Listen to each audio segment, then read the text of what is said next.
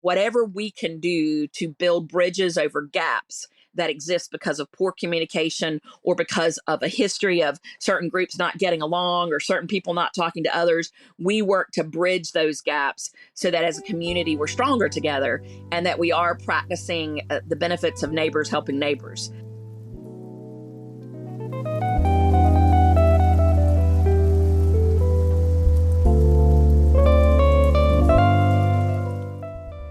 Welcome to Flood Zone, a podcast on Shoresides where we investigate flooding in coastal Carolina communities.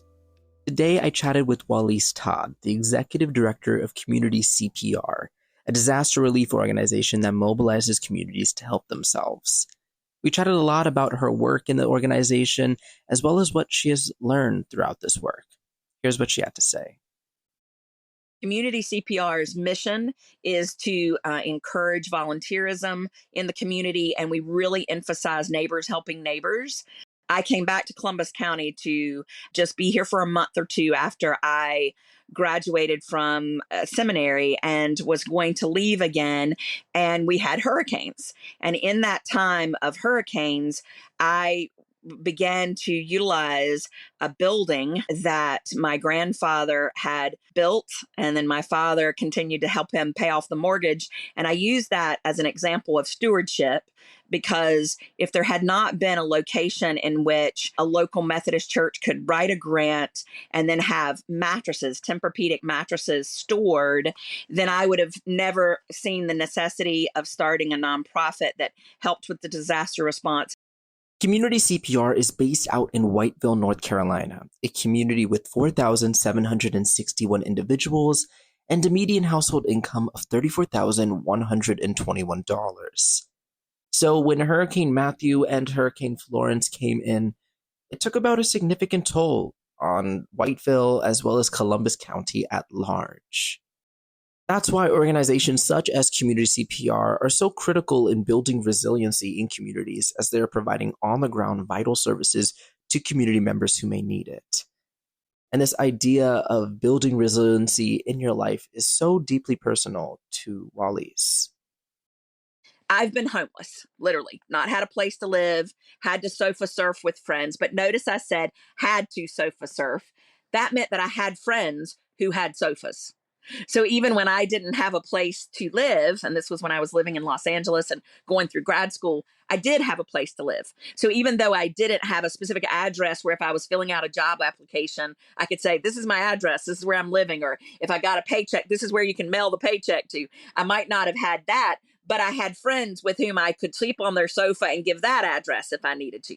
I had a cell phone that continued to work because I could pay for it at the time. Might not could have paid for other things, but I could pay for the cell phone. So therefore, if I needed to go to an agency and get resources, or if I was asking a community of faith for help, or if I had a job interview, they could get in touch with me. And if you'll notice how I'm answering this is, imagine having that experience and not having access to support or resources. So we at Community CPR will have people come in and they'll be in tragic circumstances. And you'll ask them, ongoing questions, not trying to be invasive, not trying to be nosy, but just try to figure out what are the support underpinnings that you have in your life. And you'll find that there aren't many or any at all. So the way that they're then going to respond to stress and trauma is going to maybe involve more anger, more fear, more speaking out with anxiety. They're coming from a space of fear of safety or provision, or they even have family members that they can't pick up the phone and trust that that family member would have their best interests at heart.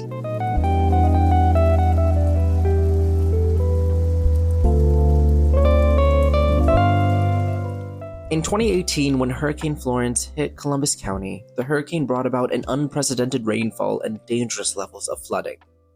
Homes, roads, and public facilities were heavily damaged due to the rain, and the local economy suffered severely due to business disruptions and agricultural damage. Community CPR was delivering on-the-ground vital services to the community. And throughout this, Wallace learned some vital lessons in community building and resiliency as a result of Hurricane Florence. eastern end of our county and some other areas were almost completely surrounded by water. So to get resources to them was harder even than it was in the county seat and other places, which were still having a loss of electricity, which were still having storm damage, but you could get resources, even if it was a dump truck, which happened in Whiteville, a dump truck going through a neighborhood with high water rising to rescue someone in Whiteville. Well, if you were in Regalwood or Crusoe or, some of the areas down in our eastern end of the county, you might not have even had the dump truck to get through the water. You know what I'm saying?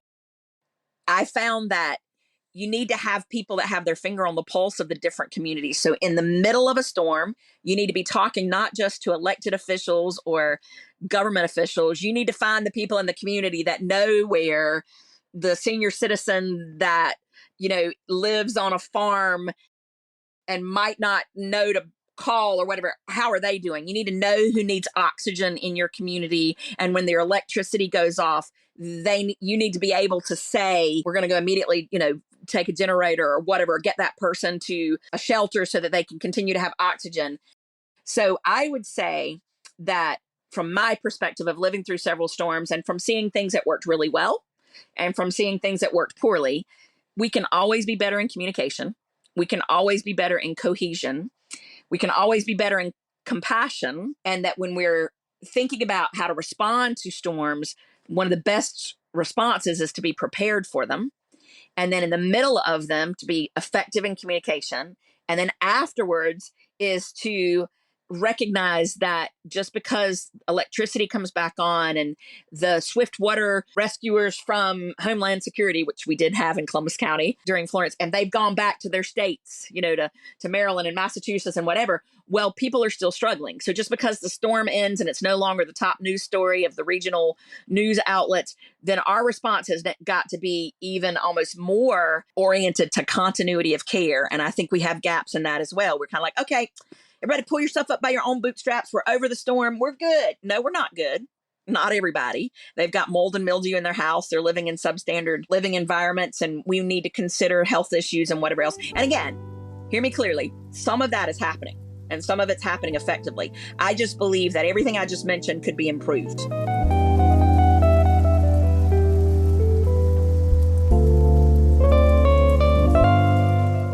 Thank you so much for tuning into this episode of Flood Zone. If you enjoyed what you listened to, be sure to subscribe and leave us a review. Until next time, I'm Akshay, reminding you to stay informed and stay involved.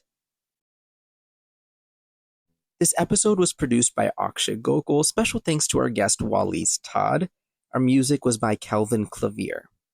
For more information, visit our website at www.shoresides.org.